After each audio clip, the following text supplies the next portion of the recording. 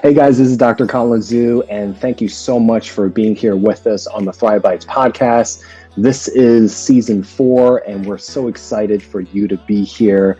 For those of you who don't know me, my name is Dr. Colin Zhu, double boarded in family and lifestyle medicine, and I interview the best and most passionate health and wellness experts of the industry on this platform. And we talk about plant-powered living, emotional resilience, and creating a thriving mindset. And this season, we're taking it live, we're taking it on multiple platforms, and we're taking it as a Q&A discussion as well as our interviewing of our guests. So we're super stoked about this, and please remember to like and subscribe down below, and we will see you. Welcome to the next episode. All right. Well, welcome to the Thrive Bites podcast. I'm your host, Dr. Colin Zhu, and thank you so much for being here with us. You can be anywhere in the world, and you decided to take a few moments to join us. So I can't wait. It's kind of scary, watching that intro video and looking at myself right now. I definitely need a haircut. So. So I am super excited for this particular episode. We are talking about financial health and how to boost that. We're going to talk about strategies. We're going to talk about, concepts of financial health, boosting our financial resiliency. And, for those of you guys who have been following me for some time, we do talk a lot about 3 things, plant-powered living, enhancing our emotional wellness, and creating a thriving mindset. And I think something that isn't as talked about is boosting our financial aspect of it. And, money is going to be in our lives in one way or another. And so I think it's just as important to have a better handle of it as opposed to the other way around. So I can't wait to introduce this next guest. He is a good friend and colleague of mine. His name is Dr. Christopher Liu. He is a physician who became financially free at the age of 29 and retired early at the age of 38 as a result of making strategic investments after the 2008 financial crisis. He's a graduate of the MD PhD program through Baylor College of Medicine and the Department of Engineering at Rice University. And he's the author of several books. One of them is How I Quit My Lucrative Career and Achieved Financial Freedom Using Real Estate. And he's the host of Financial Freedom for Physicians Podcasts. He's a regular contributor to Kevin MD, and he's spoken at multiple venues and talking about and sharing his passion about the importance of financial literacy for at venues like Passive Income MD, The White Coat Investor, Board Vitals, Seek, SEAK Non-Clinical Careers, FinCom, and other high-profile financial brands. And I can go on, and that will definitely share more about him. So please welcome Dr. Christopher Liu. Hey, what's going on?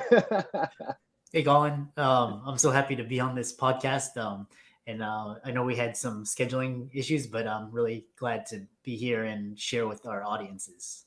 No. Thank you so much for taking the time out to join us. And I know you've been super busy on your speaker circuits and speaking at so many, great venues. And, we can't wait to kind of really dive in to today's topic. So, I can't wait. So I like to talk about the origin story of our guests. And, what fascinates me is, their journey from A to B. And, you have actually contributed to our, online master coursework for the Thrive Formula. So there's actually a deeper dive for you there. But for those who don't know you that are listening in right now or that are watching in right now, can you give us a little snippet from your journey from A to B? I know you probably told us a million times, but, how, when someone hears that intro, financially free at 29, retired at 38, they're like, what?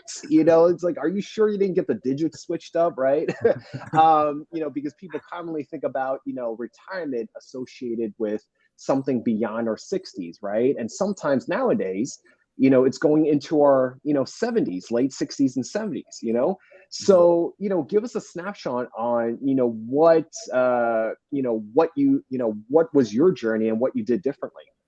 Sure.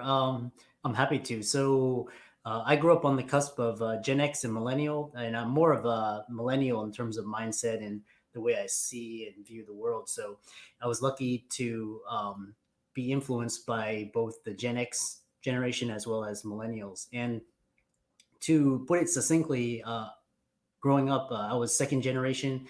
I was always an outsider, so I never fit in. And so, at an early age, I came to the realization that I would never be successful, and I would never make it in this world playing by the conventional rules.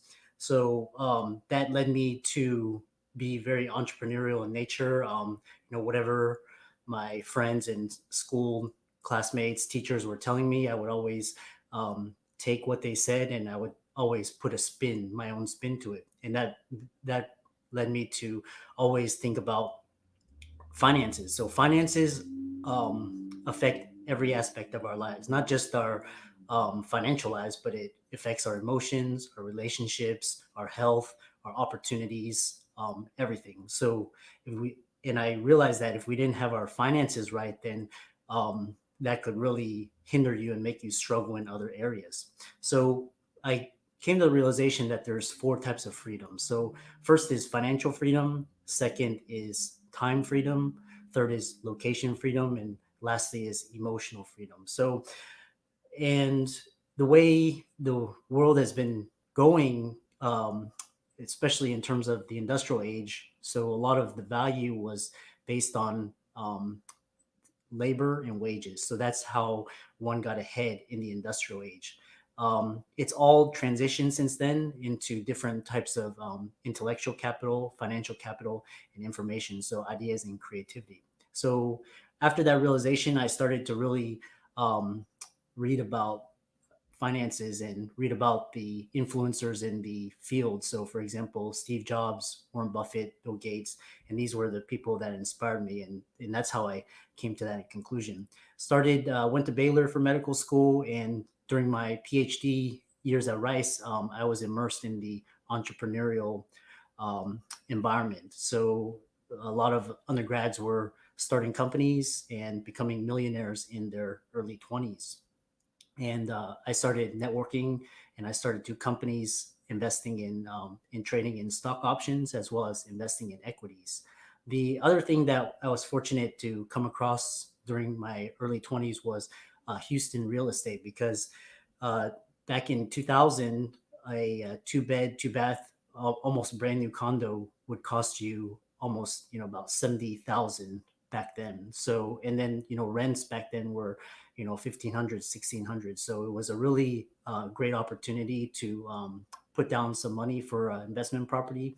And so by my final year of medical school, I had two investment properties. I had a cash flowing through stocks and equities and options, and I had financial freedom.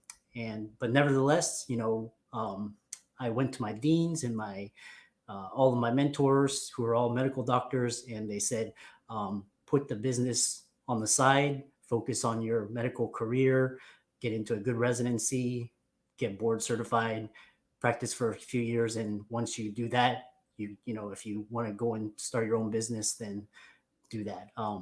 That to me didn't really sit well. It seemed like it would take too long to do all of that.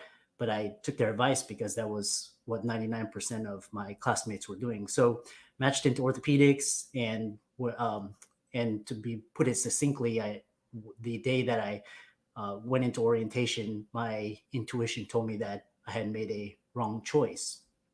But nevertheless, like I said, 99% people complete residency. I toughed it out for 2 years, and really, I was really quite bored and miserable and unhappy. So, luckily, the 2008 financial crisis hit, and that was my chance. My intuition, I listened to it, and I took a leap of faith. And it was calculated, strategic, and it was one of the best gambles and decisions of my entire life, because um, over an 8-year period, I was able to take my business skill and acumen and invest in real estate, and I was able to achieve financial freedom. So, and once I did that, I took a year off to contemplate what was my next move and what was my next step. So that would So then I came to the conclusion that in order to help people, I had to touch multiple people at once. So I wrote my 4 books. I've spoken at major financial brands for physicians. I coach a number of clients. I have my podcast, and now I'm trying to share and inspire my story with the world. Yeah, that's awesome. Obviously you've said this, many a times, and it's it's one of those examples where you kind of have to find. It's a combination of opportunity. It's a Mhm. combination of very, very hyper focused awareness about, not only yourself, but also about, the environment around you, right? And Mhm. then it's a lot of, it's not just risk. It's almost like I would also say it takes a lot of courage, to be able to say, I'm not going to follow the status quo and, or as much, right? And then just kind of jump on opportunities where, you kind of have to, fend for yourself. You have to learn for yourself. You have to, this wasn't taught, I mean, even the business of medicine is nowhere near, what we needed to know as physicians, or as healthcare providers. Whether you're like a physician assistant, a dentist, a nurse practitioner, or a nurse, no one taught us the business of medicine. And to learn all that, learn about stocks, investing, and then real estate. I mean, that's amazing. You know what I'm saying? Was it for you? My quick questions after that is, do you feel like you had just had a natural talent to it, or did you feel like, did you have to really put in the hours to, like, learn, and there's like a long learning curve for you? Like, what was that, period like when you just had that aha moment and be like, okay, I'm confident enough to actually apply this? Um, well, it took a lot of reading. So I I did a lot of reading. So back then I was reading everything about finances, businesses, investing, economics, and that was what I was doing in my spare time outside of medical school. And I've always been fascinated with money, just because not the dollar amount, but the value that you can create with the money, and what you can do with the money. You can spread it, you can share it, you can donate it to charity, help out people, do good causes. So for me, it's not about the number, it's about what you can do with the resources to Hmm. help others. So Hmm. and for me, that's it started out with just a curiosity. Why did, for example, why did the top 1% control 90% of the wealth? And why was it that people such as Steve Jobs or Bill Gates, all these major influencers were becoming billionaires in their 30s, changing the world, while in the United States we have so much opportunity, but the average person struggles. So that to me always fascinated me. Why is it that there's such a the disparity, there's a gap? Yeah, yeah. And go Yeah, ahead. so I want to go off of that. That's a perfect segue. One of my questions is, why, we live in a capitalistic, society. Why do you think, in your opinion, why are we not set up for success in that way? Why is there such a huge disparity of a 1% and everyone else? Is it because, like, lack of education, lack of tools? Like, why are we not set up for success? It's almost like, this was very pointed. You know what I'm saying? So. Yeah. Well, that's a great question. I think it's multifactorial, and this question still drives me today, because we see United States, we have so much opportunity. Like, for take for example, China. China's the emerging country. It's the biggest competitor to the United States. The thing that really hinders China is their communist regime. So in the United States, we have so much opportunity, but I really think it's based on our culture. So one is we're brought up to think that we're entitled to this. You don't have to work for your success. And the second, we think that lottery ticket is our ticket to retirement. That usually doesn't happen. The other thing is that I alluded to this, is our school system. So our school system, And I'm all for education. I really think that the way to get ahead is still getting a good education and having a good work ethic and study habits, but you also have to have a good financial education, which is not being taught in school. So you have to go out and you have to learn it yourself, which is really hard in today's Yeah. society. Hmm. Uh, the reason why our school system is so behind is because, the education board back in the 40s and 50s, Rockefeller, they decided that all students would become factory workers. So, we were supposed to work on the assembly line, and that was how we would get our wages. The business owners, the capitalist investors, they would get their profits, and we would get our wages, and we would retire with Social Security. That Hmm. doesn't happen today because now, with the information age, with the internet age, all value is based on information. It's based on financial capital. It's based on intellectual capital. It's based on financial capital. So, but we're not taught these. We're taught the value is created with labor. So, Hmm. so we're always taught that trading our time for money is the way to get ahead. So that's why we go into these high paying professions, medicine, law, business, all Yeah. the while the, capitalism, is really widening the wealth gap. So that's my I've seen what and again, the causes are really multifactorial, but Yeah. it really starts with our education system. Hmm. Hmm. Have you peered into other countries and see like how their educational systems, work in terms of, this paucity and lack thereof of financial education? Have you looked at other countries and see like, do they do anything different?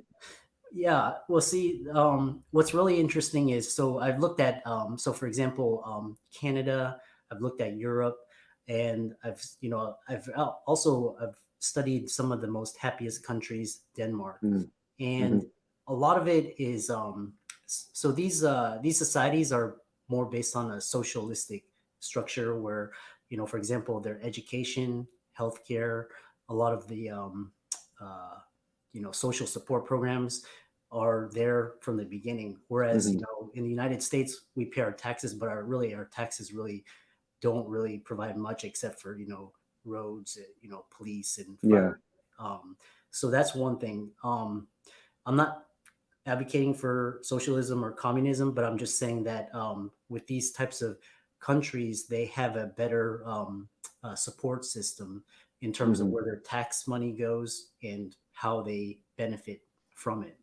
Mm-hmm. Um, Yeah. Like just, quickly comment off Denmark, I read that there's actually no huge socioeconomic, classes. They're actually all about the same. mhm. So what I've, heard and read, and you can correct me if I'm wrong, is, you have lower crime rates, you have lower homelessness, and you have lower, pretty much desires to like really get fancy things. You know what I'm saying? Like people's classes are very very similar to one another, so there's no gigantic gaps between each other.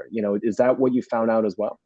Yeah, yes, and that's actually a good point because what the United States really promotes is really a consumerist type of culture where you get into credit card debt, you get into debt to buy the house, the car, to impress, which is sort of like it promotes the hedonic treadmill, the rat race that we all Yeah. see. And that's one of the disadvantages of capitalism is that it's survival of the fittest. So Yeah. whoever, so sometimes the little guy, sometimes the poor, the unfortunate, they get trampled over because that's why the saying the rich get richer. So the other thing is that another thing is I see the media, for example, the United States, the media, and it really they promote a sort of like a what I call a Disney World fairy tale where it's like, it's you're supposed to achieve this one perfect goal. You're supposed to achieve this one perfect goal, and that's the only path to success, wealth, and happiness. So, and again, we also learn from an early age. We're shamed and guilted about money and Yeah. learning about money, finances, And so all of this contributes to really dissonance in terms of wealth building, financial resiliency. Yeah, definitely. Let's switch gears a little bit and actually talk about, what would you, if someone has, knows nothing, right? And I would say majority of us don't know nothing, right? What would you say? And this is probably, a multi-pronged, answer probably needs to be, what do we need to do right now to kind of set ourselves, for success? Do we have to hit the books? Do we have to find courses? Where do we find it? Do we reach out to you? You know what I'm saying? Like, if I were to do something on my own, like, even something, the first thing I would think of would be to understand what your credit score is, right? And then to optimize it as much as possible, right? That's like the first thing.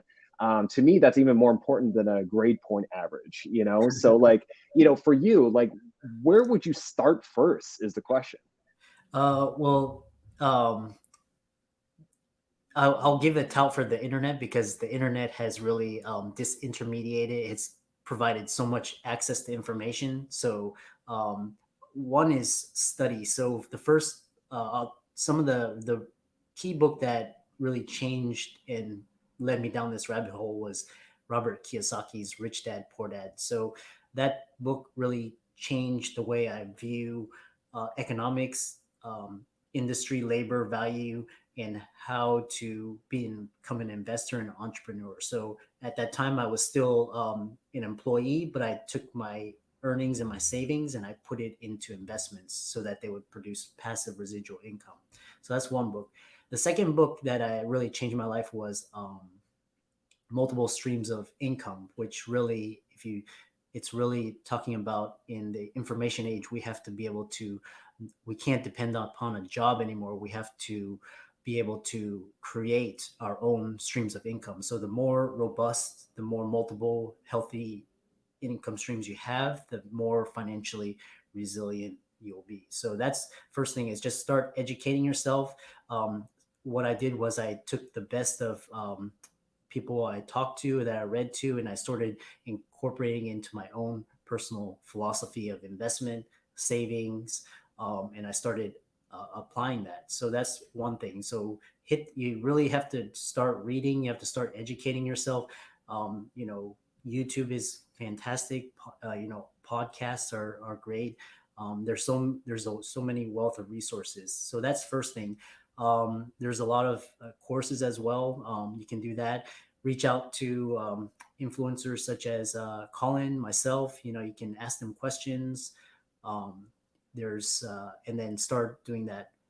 Besides that, you can always go into coaching, group coaching, private coaching. Those aren't necessary. It'll just get you faster to where you want to be. But like I said, foundation is through knowledge, studying, reading, and financial basics. Mm-hmm. Who is the author for the Multiple Streams of Income? His name is Robert Allen. So Robert Allen. He was the author back in the early 20s or 2000s. Mm-hmm. But like I said, really the key concept is really to be able to think in terms of income streams and make them passive, as opposed to labor types of income. Yeah, definitely.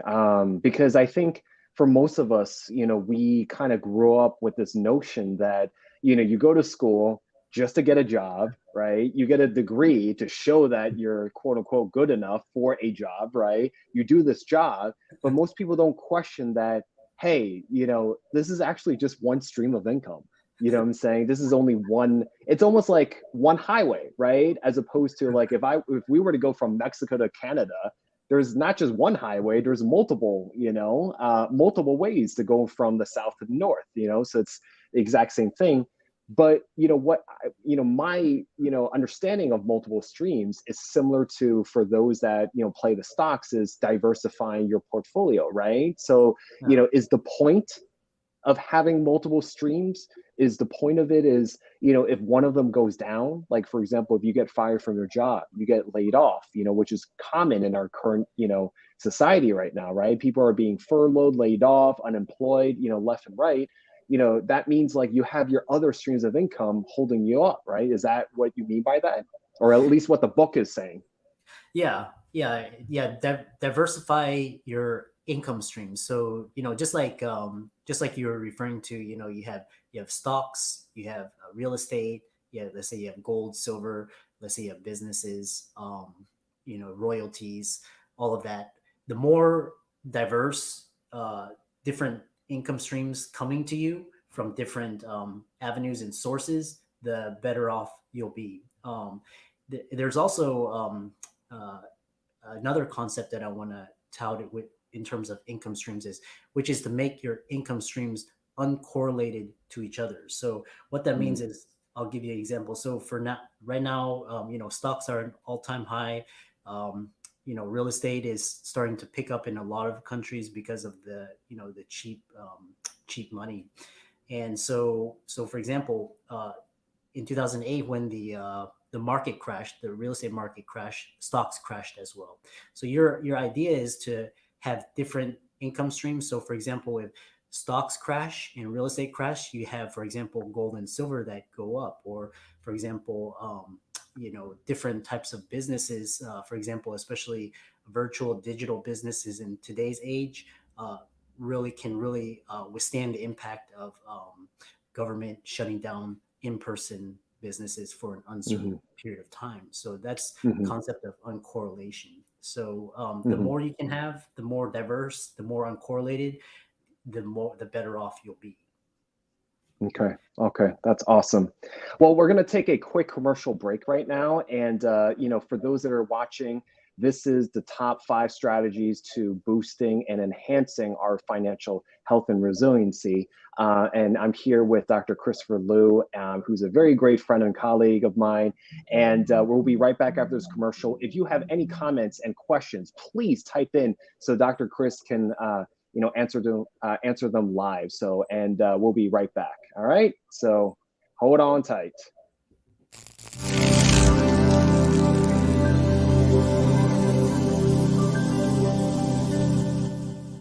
Hey guys, this is Dr. Colin Zhu, and welcome to the Thrive Formula. I'm so excited for you to be here and to be just a little curious about what we do. If you know a little bit about my work, I created the Chef Doc in January 2017, and since launching it, I've written a book about thriving and hosting my podcast called Thrive Bites, where we've reached over 90 countries and counting. It's been a humbling and unexpected experience so far. The main driving force to create the Chef Doc was born out of the need to help others to combat chronic lifestyle-related diseases such as high blood pressure, heart disease, diabetes, inactive physical lifestyle, and simply not being able to cook healthfully. I noticed the same paucity and deficit within our medical school education and also within our medical training across the nation. 2020 for us, like the rest of the world, gave us a new set of challenges. Even with health disparities and racial injustice, I decided to look at things from a very silver lining perspective. And that meant, how do we become more resilient as a community? How do we pivot as a human species? Do I focus on me or us? With so many different people and different walks of life, I realized that we're more similar than dissimilar. And to cultivate a thriving mindset meant a lot of self-work, self-education, and practical tools, but also in conjunction with other people. I could not be where I am without the support and foundation of others. That means right now, more than ever, we need to be unified and we need to thrive together. Therefore, I decided to create this virtual summit experience, gathering and collaborating with over 45 speakers from different parts of the health and wellness industry to inspire, educate, and teach you the tools to thrive, not just in your own life, but also to those around you. And we will do this through the 5 pillars, what I like to call my 5 to thrive. Food as medicine, functional fitness, relationships, community, and resilience. I'm beyond ecstatic for you to be here, and the only question I would ask is, do you dare to choose to thrive in your own life? If you do, then come on in, let's learn together, and I'll see you inside. Thank you very much.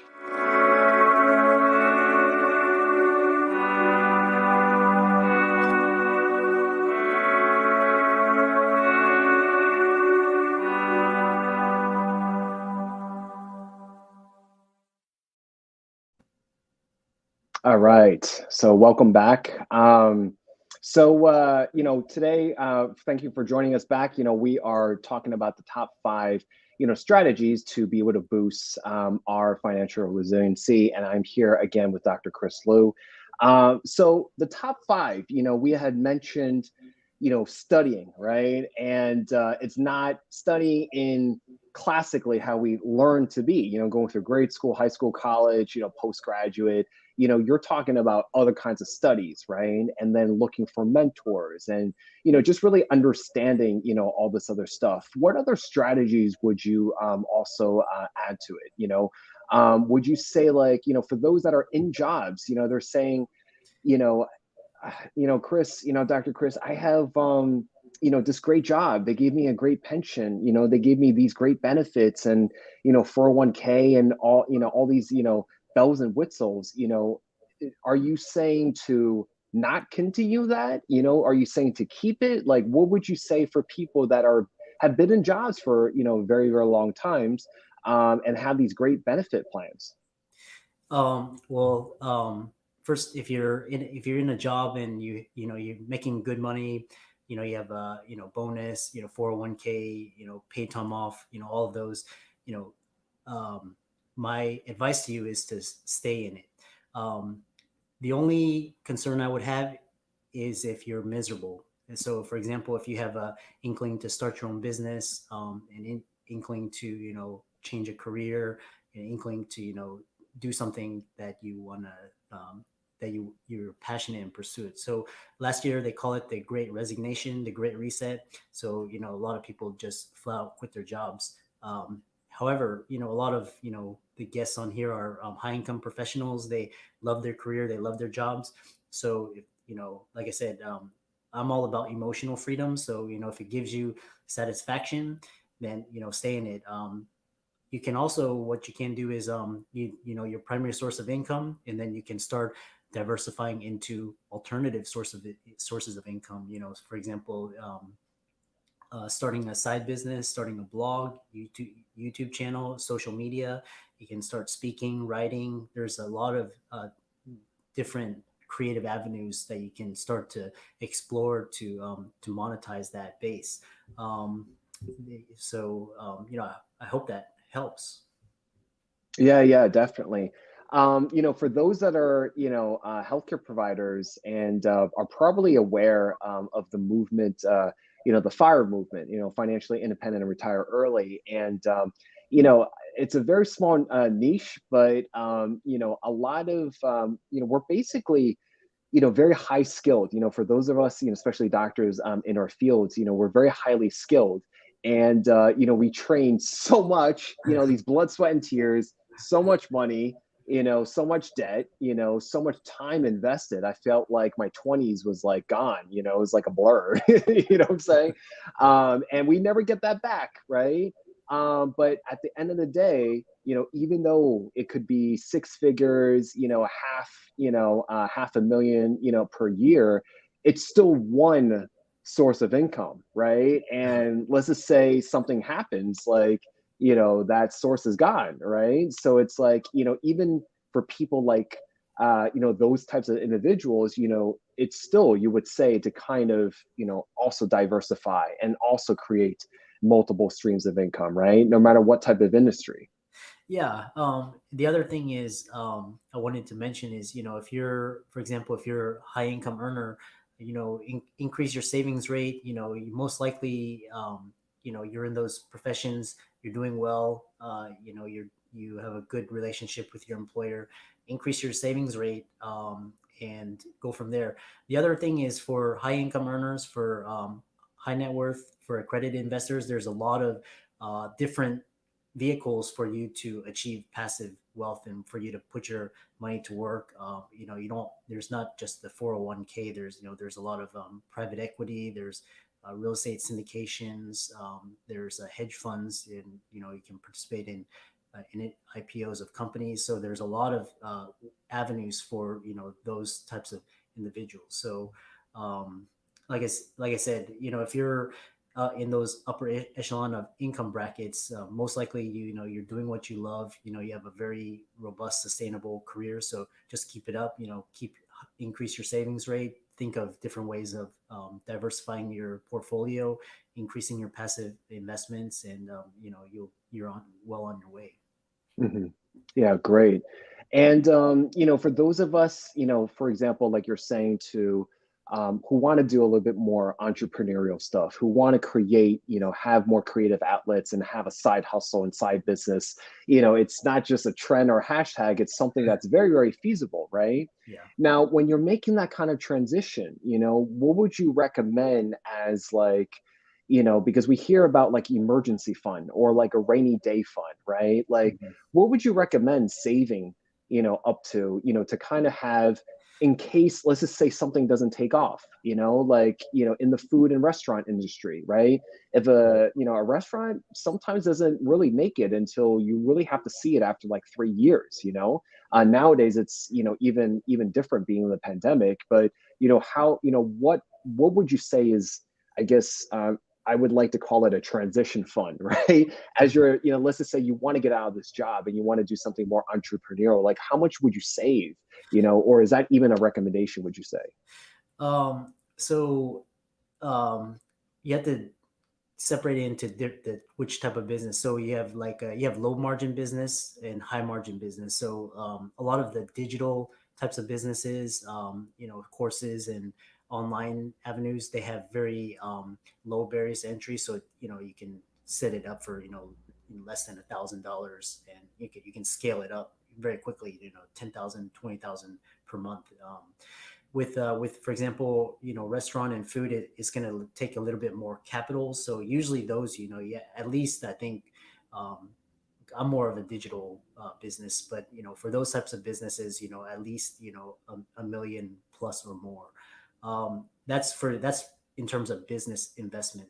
For your personal safety, so for example, I recommend, for to all my clients, I recommend them to have at least 2 to 3 years of savings, um, saved up. So conventional wisdom is 3 to 6 months, but I think in today's age, that's not enough. You have to have at least 2 to 3 years of Mm, savings in case there's everything is, in worst case scenario is that all income sources are wiped out. You have 3 years to build upon. mm. Um, Yeah, especially.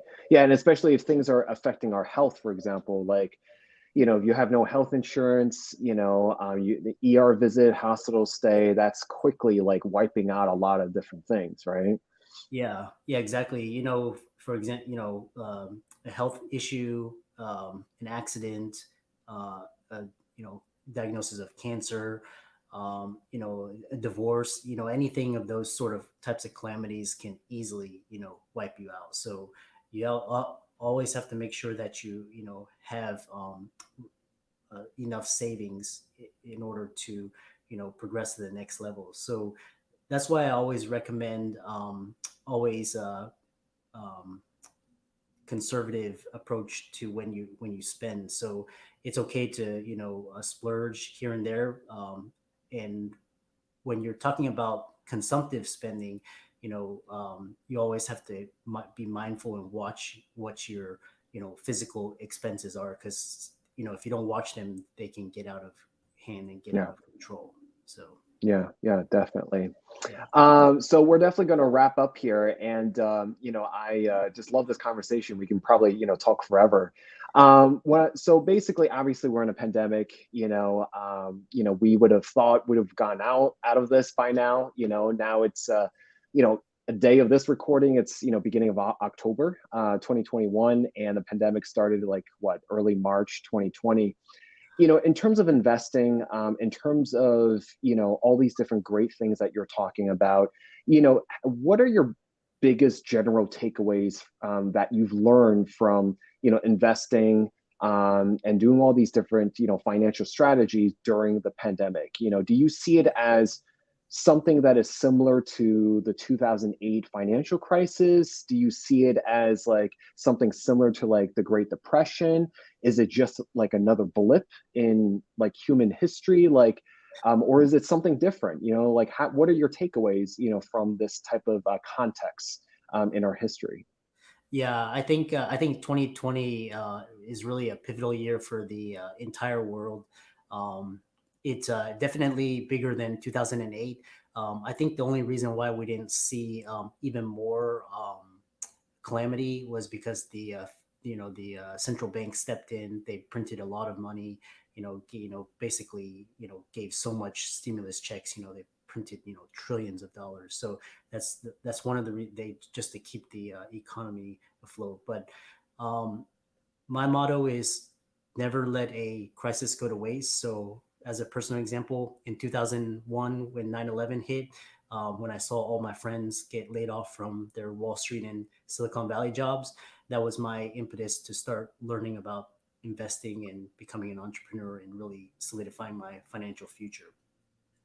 I applied that in 2008 when the market crashed by investing in undervalued properties. So it took me 8 years to work for and buy my, lifetime of financial freedom. Last year, for the market dipped for almost 30 to 40%, and that was a great opportunity. So if you use these times of chaos and calamity as opportunities, you can do very, very well. So as opposed to running away from opportunity, run towards it. So when everybody is, freaking out, losing their, everybody's in fear, you should keep your head and your emotions in check and see how you can come out of this opportunity on top. So that's my biggest takeaway is, in every crisis is going to get bigger and bigger, and it's going to get worse and worse. So Mm, um so the more you prepare, the more you study, the more you can profit and benefit from these types of calamities. hmm hmm Yeah, thank you for that.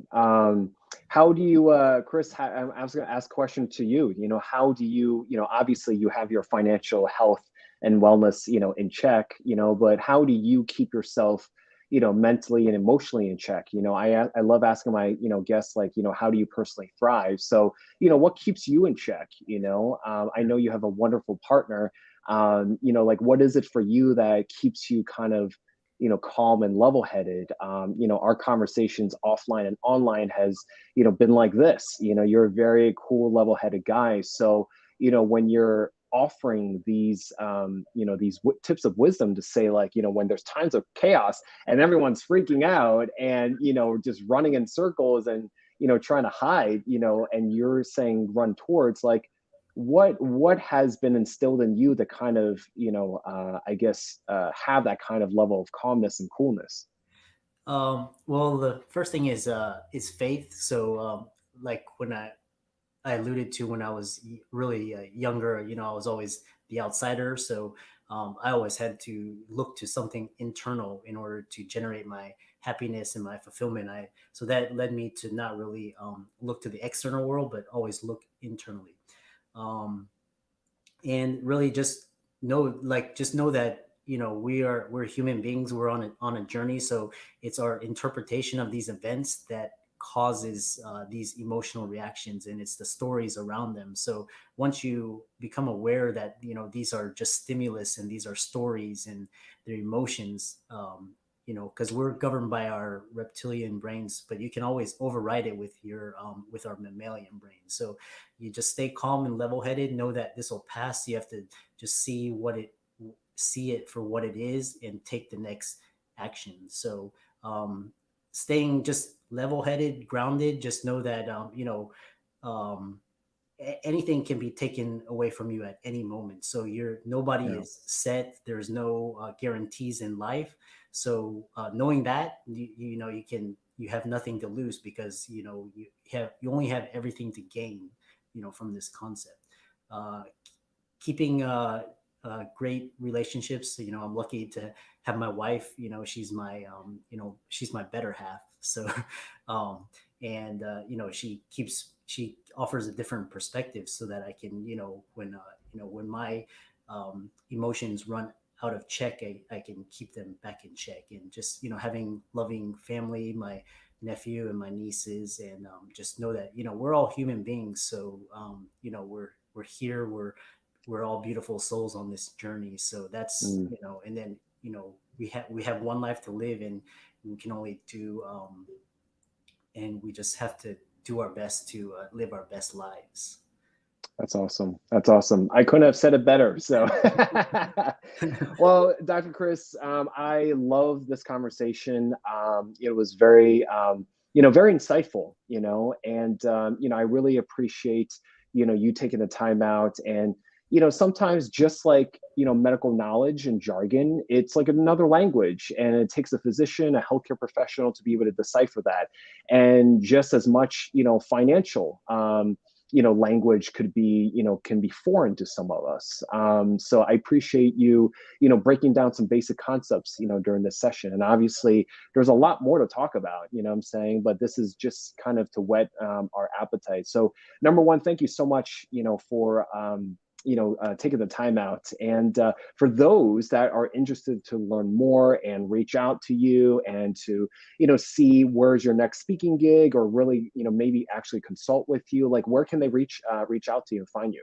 Well, they can, for up-to-date stuff, I have a weekly podcast called Financial Freedom for Physicians podcast, and I interview some of the top experts such as Colin and other doctors that are doing very entrepreneurial things. So you can check it out on Apple, Spotify. Apart from there, you can visit my website, www.drchrislumdphd.com. You can check it out there. It has my blog. You can subscribe to the email newsletter. And then just for, inspiration, I'm on Instagram, Twitter, Facebook, and I also have my own YouTube channel as well. So you can check that out. And you can email me at christopherlumdphd@gmail.com. All right. All right. So everyone, we'll definitely put that in the show notes after this is done recording. Dr. Chris, thank you so much for participating and sitting down with us and breaking down, the jargon and the craziness that is, financial literacy. And, just another plug for the Thrive Formula Masterclass. Dr. Chris also teaches one of our sessions there, and he goes deeper into financial literacy and wellness. So definitely check that out as well. So Chris, thank you so much, and best of luck, and thank you so much, and please continue sharing your passion, for doing what you do for the world. So I really, really appreciate it. I really appreciate our time together, and I really love the work that you're doing for the medical community and the community of outside as well. Thank you so much. I'm very appreciative of that. Guys, thank you so much for watching this session. Please catch us every week, 5 p.m. Pacific Standard Time for another live Q&A episode right here for Thrive Bites podcast. And please say goodbye to Dr. Chris. Guys, thank you so much for watching that episode. We hope you enjoy it. And please remember to like and subscribe down below so you can get continuous updates for future episodes and future guests. And we can't wait for this upcoming season. So don't forget to like and subscribe, and we will see you on the next episode.